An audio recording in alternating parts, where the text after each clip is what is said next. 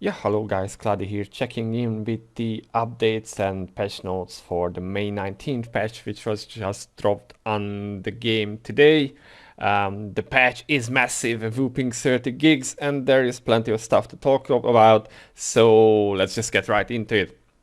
In the spotlight, of course, we have the release of the Destroyer Advanced class, which now becomes available in the West as well as the first Legion raid, which is Valtan. With Valtan, we also get a bunch of new stuff like relic level gear and a few other things. So yeah, that's something we can start doing. Also, they introduced this new mechanic, which is the sidereal, whatever you pronounce it, skills that you can use in this battle. So it's a brand new type of raid which are meant to be pretty challenging. And yeah, if you are level 14, 15, then you can start attempting it on normal difficulty, and then you need 14, 45 for hard. We get the Destroyer class, of course, which looks interesting, has a giant hammer there. I might try it at some point, but I have way too many characters to play already, so we'll see how that goes. And we get a bunch of new activities. So we get a new Guardian raid, Descaluda, which you also need 14, 15 eye level to attempt. So sadly I cannot do this yet actually.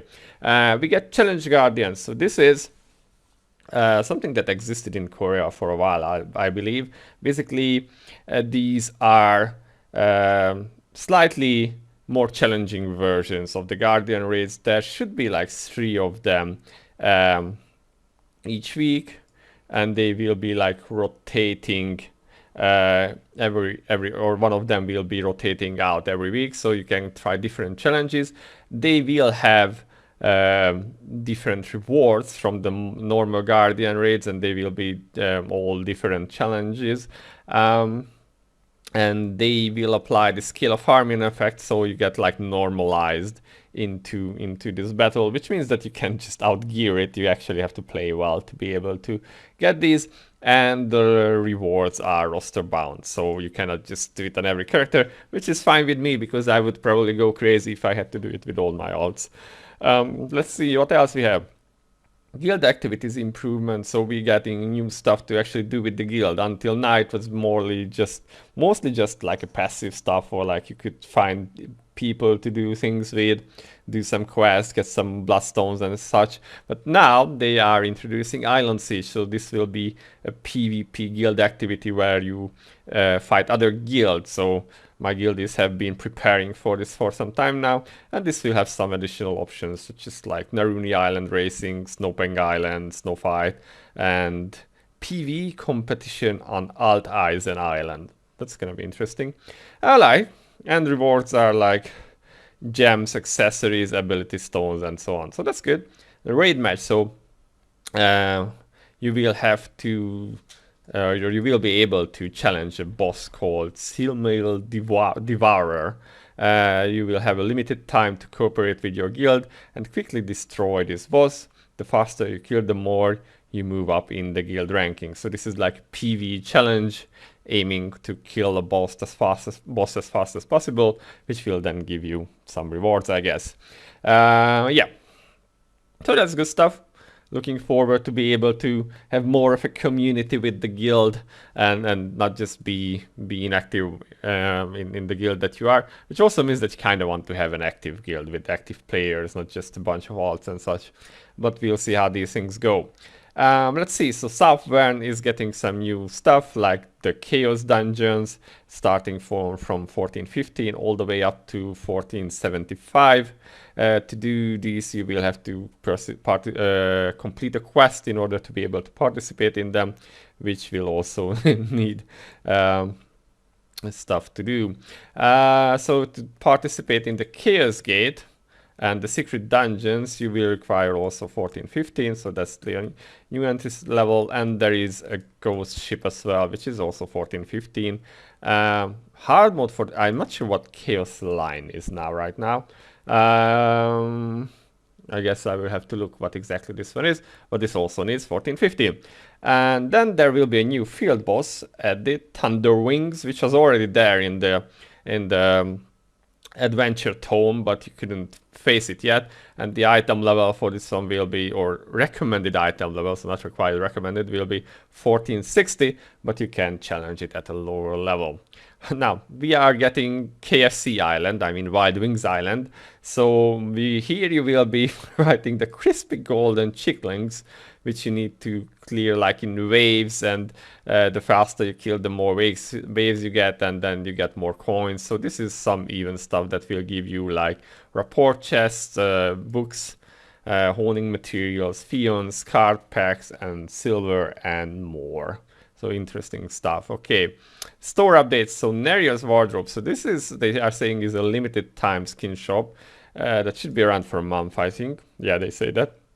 And you can buy these new type of costumes or skins for your characters. I'm not super sold on these kind of stuff, but if you like it, you like it. So good for you. Let's see, we are also getting some new stuff. So there is the Destroyer exclusive skin set, which is alright, I guess. Then there is the Dawn Collection armor set. I don't know, some of these look like really weird. I think I just only really like this one, which looks like a scrapper to me. This one is quite alright, maybe. But then again, just recently, my friend Jon has been showing me this skin contest that they have in Korea, where people can like vote, and I think one of them will be put into the game for free, and maybe more of them will be put into the game. And those look so amazing. So right now I feel like I should just wait for those skins to be released, or that skin, whichever wins, because some of them look so amazing that I really do hope that Smilegate implements them, because they just look, some of them just look really amazing. So let's move on. There are weapon skins, alright, and then we get some stronghold structures and customizations, so new stuff you can get for your strongholds. Fair enough. And then we have some destroyer specific stuff added to the shop. And one thing that I really like is, which is this last line, added a button allowing players to preview skins from selection chests in their inventory before making a choice. So this is pretty nice, because I always struggled with this, like trying to figure out how I'm gonna look if I open the chest or if I don't. And then let's move on to the general updates and quality of life adjustments. I'm used to these kind of being pretty small and meaningless, but here they did actually do a lot of work, and I quite applaud both Smilegate and Amazon for doing the work here. So let's see what they added. New hairstyles, okay, that's like whatevs. Pre-made looks, human ears for mage classes, and the scroll bar. Okay, that's not too big. But then we move to the integration dungeon menu list. So this will show you all the stuff that you can enter, and you can also enter all the stuff now from one central menu, instead of always having to go to different entry points, which is quite nice.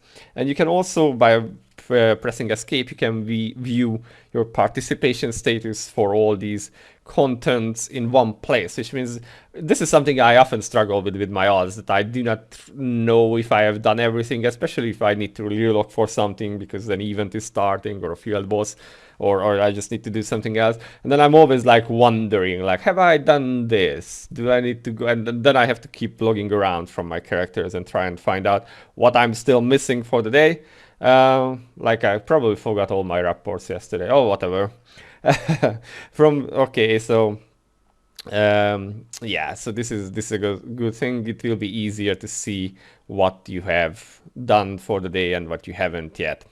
Okay, from players can now set a chat macro to be displayed upon using a skill. So that's kind of nice, especially for that particular engraving, I guess. All right. Added a favorite mount setting, that's not that big, I think. Improved item loot options and settings, auto dismantling and loot alerts. You can exclude items with specific engraving, so this is good because you need less manualing when you are farming chaos dungeons, for instance. You can now apply integrated preset to use tripod effects in the skill tree inventory. That's pretty cool as well. And this will not overwrite your gear, okay. Added an option to change your integrated preset at the entry point of all game contents, such as Chaos Dungeon, Abyss Raid. So this is also pretty good. It makes, especially for stuff like supports who need to have like a DPS set when they are soloing, and a support set when they are playing in groups. and also you can now summon pets with integrated presets. Again, some specs maybe need I don't know, crit damage or specialization or swiftness, and then you can change your pets accordingly. So this is pretty good quality of life stuff. I really like this. You can now designate which characters can gain gold rewards from specific activities like Abyss Dungeons and so on and so on. So it means that if you are like playing an alt and you want to do a lower level Abyss raid, but you do not want to actually get gold from it because you are planning to do a higher level one with other characters, maybe, then you can set this here. I find this pretty useful. Okay, and then some updates to like party finder and party invite options, like offline players will not be shown. Okay, yeah, so this is looking pretty nice for the most part. Also, one thing, the last one here is again something I really do like, that in the interact menu there will be a specific toy tab now where you can store all your transformation and equipable toy items, which yeah, they are fun things to have, but I really didn't like that they were taking up space in my inventory because I'm always hoarding stuff and always low on space. So now being able to move these out into this specific tab is really nice for me, I think. Let's see, so they are improving the search options in the auction house and also give you an ability that if an item has less than 3 hours but more than 5 minutes before it expires, then you can just release the item, you get back your previous deposit and you pay a new one for the item. So this is pretty cool, I think. Stronghold improvements. In general, the Stronghold is a bit of a letdown for me in the game, but they are making at least some improvements to it. One is that the farm menu will now allow you to select and plant the getterables on specific slots, and these will be harvestable every morning. Alright, so that's fair enough, I guess. I generally don't really like harvesting in the farm, because the increased cost and the less XP gained is just like, I might as well just go out and use my stuff better, but then again, this saves time, so sometimes I do it just to save time.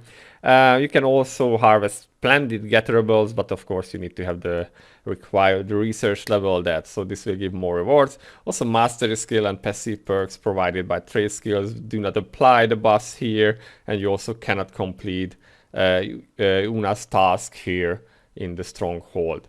And then there are some general improvements, like boundaries will be shown, so it's easier to place structures. You can edit more than one structure, and they increase the maximum number of items that you can have from the same type. Also, you can now send more than one dispatch on the same special mission, which is nice because, for instance, I like dispatching Valganos, because I just am too lazy to keep doing it as a support, and then I can do this twice at the same time, which is good, I think. It means that I don't have to mess around with time that much. And then more general updates. Refresh the daily login reward track, that's nice. 2 accessories with the same name, for instance space rings, can now be equipped at the same time. This is really good because if you had like one really good item with one name and then found another really good item with the same name, then you were kind of screwed because you couldn't equip them both of them at the same time. Now you can, so this is a really good change. Again, another good change here, edit front and back attack indicators and fighting a boss to better see where your attack is landing, and you can adjust the settings for this under the gameplay options and then selecting controls and display, so you can change the shape and color of these indicators. This is really useful for classes that are dependent on positioning like this, so that's really good. Added some shortcuts to the Frosthaven and Foggy Ridge Guardian maps, so it will be easier to run around on these maps. This is also really good, I think. Raid leaders chat messages will now be highlighted, also a good thing. Improved world map symbol search and the dungeon map checking function. Alright, so now you can do it on different floors. When collecting token items, it will now show which inventory is being sorted in. The amount of silver in the southbound entrance ticket chest at the guild vendor has increased. Okay, fair enough, whatever. so a bit more silver. Added an item level limit of 14, 15 to get gold rewards from Aurea as well, which applies to both normal and hard mode. So above this eye level, you will not be getting gold anymore. Okay. Monte Island is getting some improvements, easier to access it and stuff. You no longer lose your alcohol buff when you are changing areas, and you can now refill Sweet Mojito and Punica Gin by talking to this NPC.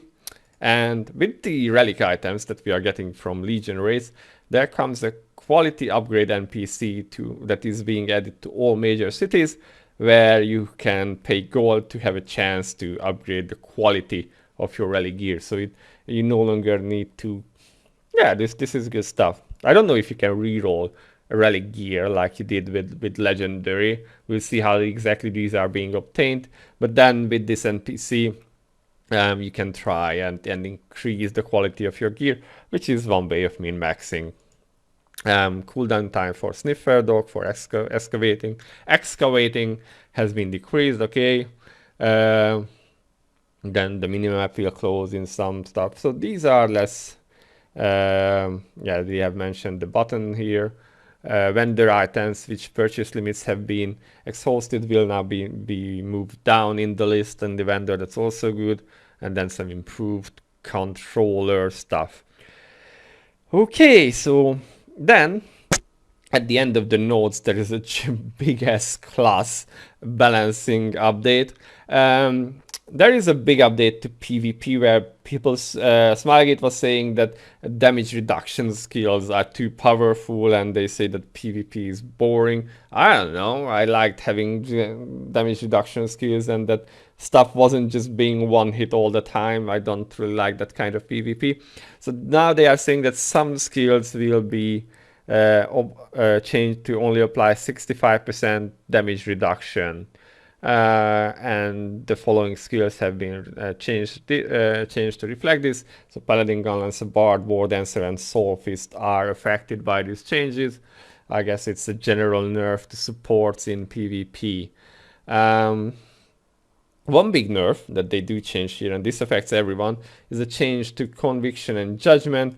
So now it will factor in the cooldown reduction effect of Swiftness using multiplication instead of addition. So this is basically a nerf to Conviction and Judgment, which used to be calculated on top of your general cooldown reduction from Swiftness, and made them very powerful. Now they are less powerful, and you might need to change your builds accordingly. And then there is a big ass class rebalancing change. Pretty much every class, as far as I could see, is involved, and I think it would take too long. This is almost 20 minutes now to just go over every one of them. Some receive buffs, some receive nerfs. One thing that I do remember is that the War Dancer play build is changing quite a bit, especially thanks to them losing their crit rate buff from Oath of the Wind.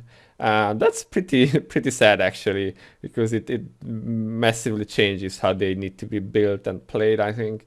But there are some pretty big changes here for some classes. Other classes get like almost nothing, or like a single line. So we'll see how these actually play out. Yeah, I don't want to go into these because they are just too much to discuss in this video. And then some bug fixes. I really like this one. So they fixed that issue where if your secret dungeon map was in the inventory of your pet, then you couldn't enter with it.